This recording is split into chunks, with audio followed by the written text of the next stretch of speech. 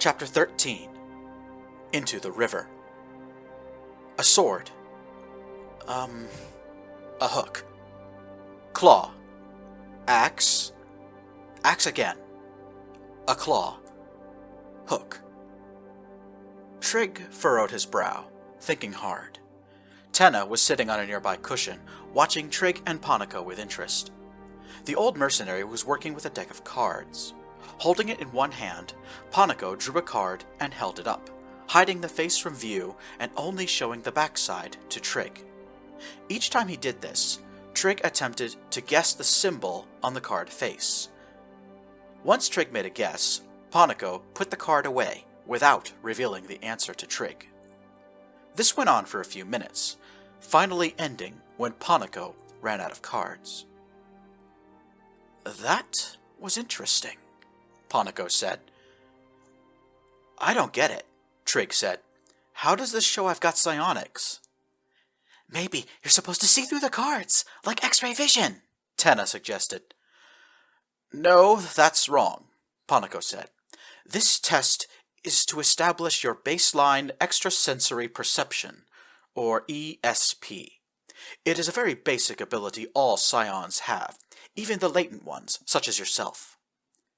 "Extrasensory perception," Tenna repeated. "So, I'm not sure I get it."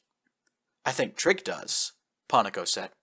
"You told me as much before we left Eddleton. You had a feeling that something was going to happen to that Valdemar girl. Right?" "Oh, yeah," Trig replied. "I remember. That was ESP?" Panico nodded. Tenna let out a long, drawn-out gasp, her eyes sparkling. "Correct. The art of psionics is all about harnessing the power of your own mind." Panico tapped the side of his own head. "The new world you must explore is in here." "Yeah, I don't get it," Tenna confessed. "Nothing to worry about," Panico replied. "You are both very young. Your minds are not fully developed, so you should not be expected to have a grasp of your mental potential just yet. This will take time. Lots of time." About 12 hours later, Trig returned to his personal space in the workshop, completely exhausted. He collapsed into his sleeping bag and was fast asleep in mere moments. Trig had a very strange dream. He was standing on the shore of a wide river. The water was shallow and moved slowly. A growing sense of awareness illuminated Trig's mind. He knew he was dreaming, but he did not have any control over the dream itself. Trig looked up and down the bank, taking in the colorful trees and shrubbery around him. Overall, it was a very wonderful scene. Trig took a deep breath and turned his gaze back to the river. That was when he saw her. A woman of incomprehensible beauty was wading in the river. The water only came up to her knees, and her white dress billowed around her in the river like foam. She carried a seashell in both hands and caressed it as though she treasured it. Somehow, without doing or saying anything, Trig recognized her as a goddess of the Sutherian pantheon, one he knew very well. She looked almost identical to the small shrine hidden away in Trig's bedroom on Eddleton. This divine figure was Ray, the implement of ecstasy. She was the goddess who governed both love and lust. Trig's jaw fell open and he ran to her. As Trig reached the water and started splashing his way to her, Ray looked around and spotted him. "Great goddess Ray," Trig gasped. "I've been devoted to you, and—" Ray did not wait for him to finish.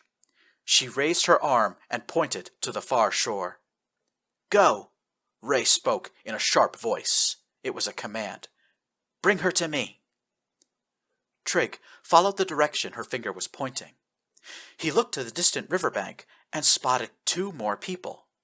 He could see a familiar-looking red-haired girl talking to a muscle-bound man who was carrying a scythe. A powerful lurch rolled through Trig's stomach. Again, without any real prompting, Trig knew who this man was. He was yet another Sutherian god. Specifically, he was Saida, virtuoso of conception, patron of artisans, and a great healer. Saida was pointing at Trig and Ray. He uttered a command in a booming voice. The red-haired girl started to run, splashing into the river as she made her way toward Trig. Heart thudding madly, Trig forced himself into the center of the river. The water rose to his chest. He could feel the current trying to pull him away, but he fought back, digging his feet into the muddy riverbed. After a few moments, he and the red-haired girl were close enough to see one another clearly. "Tenna?" Trig shouted. "Trig!" Tenna gasped.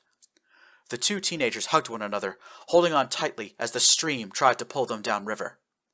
"We've got to get to your side," Tenna said. "Quick, the water's going to rise." Tenna and Trig started to swim, heading back in the direction Trig had come. But something was wrong. The current had started getting stronger. The water grew cold. The muddy bottom refused to let the teens lift their feet. A chilly wind blew, causing Trig to shiver. And then, "Oh no!" Tenna screamed. "Look up!" The skies were dark, darker than a solar eclipse. The only light now came from a green band that danced and rippled across the skies like a nightmarish python. The song of the Solitaire was overhead. The river began to roar. Water rose and threatened to submerge the 2 children. Trig put his arm around Tenna's wrist and lifted her off the riverbed. Treading water, Tenna gasped for air. Trig lunged forward, dragging himself and Tenna through the roiling waves as the angry river tried to swallow them both. The shoreline was so close, Trig could see it. Summoning up the last of his own strength, Trig pulled with all his might and brought Tenna to the shore. Both children collapsed on the muddy embankment, finally safe from the river that had tried so hard to drown them. Gasping, choking, panting, they fell to their knees. "What's going on?" Trig cried. "Are you all right?" Tenna coughed up some water and then stood. "Is that the aurora you saw on Eddleton?" she said. Trig looked up again, truly appreciating the emerald ribbon above him. "Yeah, that's it. The Song of the Solitaire." "It's beautiful, in a sad kind of way," Tenna commented. Then she looked around. "Hey, wait a minute. The gods are gone. That's really strange. I wonder what it means." "What it means?" Trig repeated. "I don't follow." Tenna shrugged, then looked around, hands on her hips. "Well, whenever I see weird things in my dreams, I always assume it's a sign. I just need to figure out what it means." Then Tenna looked at Trig. "I definitely need to think about this some more," she said. "It was great to see you, Trig. Ever since you started appearing in my dreams, I've been so happy. I'm gonna wake up now." Tenna closed her eyes. "Wait, what?" Trig started to say, but it was too late.